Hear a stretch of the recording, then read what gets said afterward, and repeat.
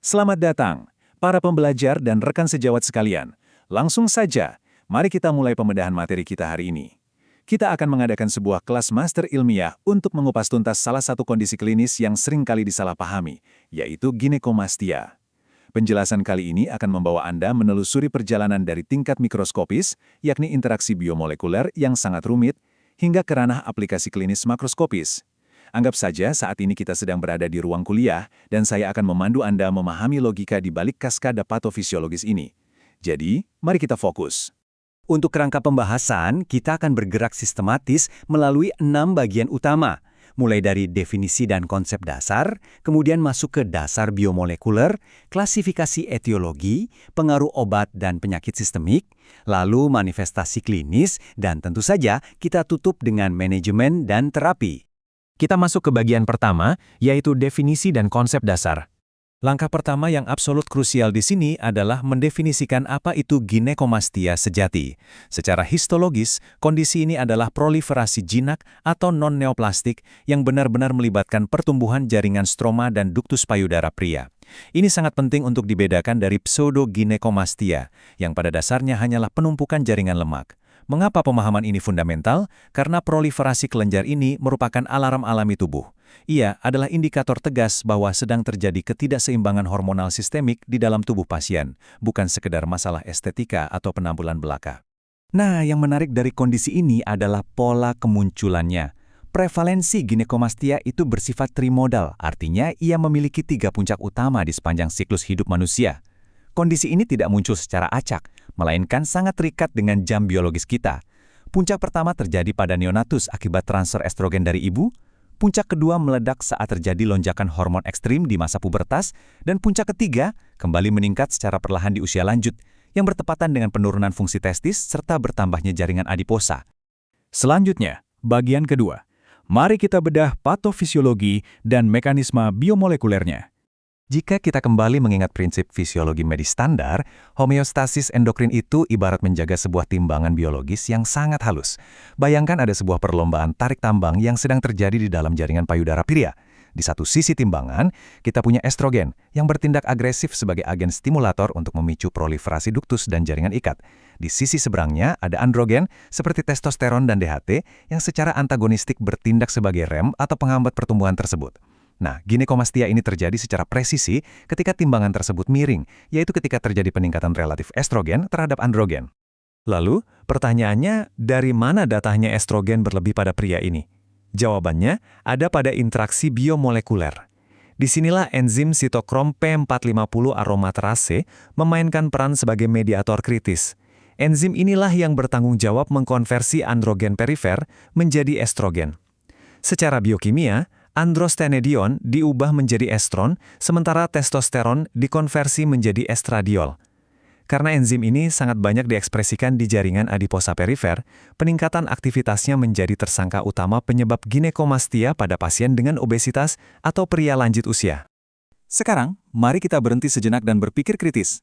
Bagaimana mungkin sebuah protein pembawa, seperti sex hormone binding globulin atau SHGB, bisa mengacaukan seluruh sistem ini? Logikanya cukup sederhana namun mematikan. SHGB ini memiliki afinitas atau daya ikat yang jauh lebih tinggi terhadap testosteron dibandingkan dengan estradiol. Jadi bayangkan jika kadar SHGB sistemik seseorang meningkat, protein ini akan menyapu dan mengikat lebih banyak testosteron. Akibatnya, fraksi testosteron yang bebas dan aktif menurun drastis, sedangkan estradiol bebas tetap melenggang stabil. Sekali lagi, timbangan secara efektif miring demi keuntungan estrogen. Kita lanjutkan ke bagian ketiga, klasifikasi etiologi. Mari kita petakan akar masalahnya. Etiologi ini bisa bermula dari perubahan fisiologis normal, lalu bisa karena produksi estrogen berlebih akibat tumor testis, hingga defisiensi testosteron sentral maupun perifer. Contoh klasik yang sangat menarik untuk dianalisis adalah sindrom Klinefelter dengan karyotipe 47XXY. Paradoks patofisiologis pada sindrom ini sangat luar biasa. Kegagalan fungsi testis menyebabkan hilangnya umpan balik negatif ke otak yang memicu lonjakan hormon LH dari pituitari. Nah, stimulasi LH yang berlebihan ini justru memaksa sel Leydig yang tersisa untuk bekerja keras, meningkatkan aktivitas aromaterase intratektikuler. Hasil akhirnya, rasio estradiol terhadap testosteron seketika meroket tajam. Masuk ke bagian keempat, kita akan membahas pengaruh obat-obatan dan penyakit sistemik. Nah, ini sebuah pertanyaan analitis untuk Anda. Bagaimana mungkin obat resep yang niatnya menyembuhkan malah memicu kaskade hormonal di payudara? Secara mengejutkan, data klinis menunjukkan bahwa ginekomastia yang diinduksi oleh obat-obatan menyumbang sekitar 10 hingga 25% dari total kasus pada orang dewasa. Itu berarti seperempat dari seluruh populasi pasien kita. Fakta statistik ini secara tegas menjadikan anamnesis riwayat pengobatan sebagai langkah diagnostik yang mutlak dan tidak boleh dilewatkan sama sekali. Jika kita bedah agen-agen pemicu tersebut berdasarkan jalur biomolekularnya, kita akan menemukan 3 kategori utama. Pertama, ada obat dengan aktivitas intrinsik yang menyerupai estrogen, seperti digoxin. Kedua, ada kelompok inhibitor atau penghambat sintesis testosteron, contohnya ketokonazol dosis tinggi. Dan yang ketiga, ini yang paling sering kita jumpai di praktik klinis, golongan anti-androgen kompetitif. Bintang utamanya adalah obat diuretik spironolakton yang secara harfiah memblokir reseptor androgen secara kompetitif tepat di tingkat seluler. Tentu saja, bukan hanya obat.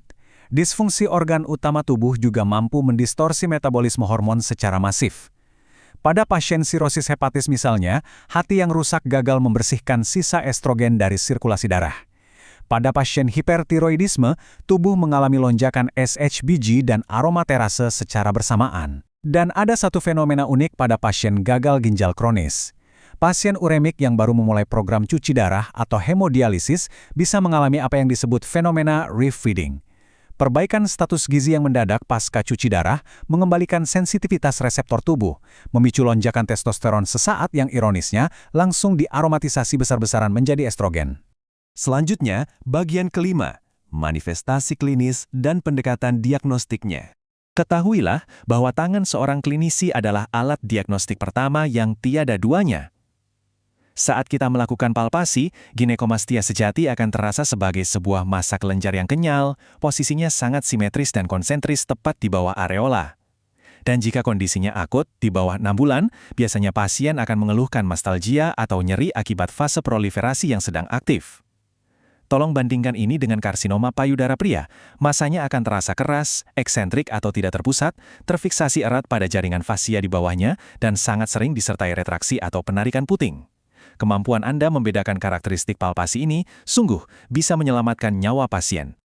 Setelah pemeriksaan fisik, kita butuh konfirmasi. Inilah panel laboratorium lini pertama yang esensial. Kita wajib mengukur testosteron, estradiol, LH, dan FSH untuk secara presisi memetakan di level mana letak kerusakan aksis endokrin ini terjadi. Kadar HCG dan AFP juga harus diperiksa. Ini spesifik untuk menyingkirkan kemungkinan mimpi buruk berupa keganasan testis. Tentu saja, fungsi tiroid serta enzim hati masuk dalam radar evaluasi. Dan ingat, jika teraba massa indurasi pada skrotum saat pemeriksaan fisik, maka ultrasonografi testis adalah langkah mutlak berikutnya yang tidak bisa ditawar. Tiba di bagian terakhir, bagian 6, prinsip manajemen dan terapi. Sekarang kita dihadapkan pada dilema klinis. Haruskah kita memulihkan keseimbangan sistem secara medis atau langsung mengatasi konsekuensinya di meja operasi? Pendekatan kita terbagi dalam 3 pilar bertingkat. Pilar pertama, khususnya untuk kasus fisiologis seperti pada remaja pubertas, adalah wait and see atau observasi asimptomatik. Kita memberikan waktu dan mengekspektasi regresi spontan dalam kurun waktu 6 hingga 24 bulan. Namun, jika patologi ini menetap, dicurigai bersifat sekunder, atau memicu stres psikologis yang berat bagi pasien, barulah kita naik level ke pilar manajemen kausal farmakologis yang pada akhirnya bisa bermuara pada intervensi bedah definitif. Nah, apabila kita memutuskan untuk mengambil jalur intervensi medis pada fase proliferatif awal, ada beberapa target biomolekuler utama. Obat dari golongan Selective Estrogen Receptor Modulators atau SERMs, khususnya tamoxifen, dengan dosis 10 hingga 20 mg per hari, terbukti menjadi lini pertama yang luar biasa efektif. Mekanismenya sangat elegan. Molekul ini akan berikatan secara kompetitif dan langsung memblokir reseptor estrogen di jaringan kelenjar payudara. Hasilnya, proses inflamasi dan rasa nyeri akut berkurang secara drastis. Tapi, ada satu hal yang harus sangat diwaspadai. Terapi medis memiliki batas waktu kedaluarsa efektivitas. Setelah ginekomastia menetap lebih dari 12 bulan, stroma jaringan yang tadinya terstimulasi estrogen akan mengalami evolusi histologis. Ia berubah menjadi hialinisasi dan fibrosis yang sifatnya permanen. Jika arsitektur jaringan sudah terlanjur fibrotik, sehebat apapun kita memanipulasi reseptor dengan obat, tidak akan membuahkan hasil klinis. Inilah titik di mana kita mendapati indikasi absolut untuk intervensi bedah, baik itu eksisi langsung maupun mastektomi subkutan, sebagai satu-satunya jalan keluar yang rasional. Sebagai konklusi, ginekomastia sama sekali bukan sekedar pembesaran jaringan lokal. Ia adalah sebuah jendela klinis transparan yang mengungkap status homeostasis endokrin sistemik dari seorang pria. Memahami patofisiologi ini akan menjauhkan kita dari mentalitas sekedar mengobati gejala dan mengarahkan kita pada intervensi kausal tingkat molekuler yang sebenarnya. Jika Anda merasa terbantu dengan eksplanasi ilmiah berbasis bukti pada materi ini, pastikan Anda menekan tombol subscribe channel ini, Ruang Dosen, aktifkan loncengnya agar Anda selalu mendapatkan notifikasi materi eksplanasi terbaru, klik like, dan silakan share video ini jika dirasa bermanfaat untuk menyebarkan ilmu pengetahuan ke rekan sejawat lainnya. Terima kasih telah belajar bersama saya hari ini, dan sebuah pertanyaan provokatif untuk Anda bawa pulang. Dengan pesatnya perkembangan terapi genetik saat ini, mungkinkah di masa depan kita bisa memodulasi enzim aromaterasis secara spesifik hanya pada jaringan payudara saja, tanpa harus mengganggu homeostasis hormon di seluruh tubuh? Pikirkan itu dan sampai jumpa di kelas master kita berikutnya.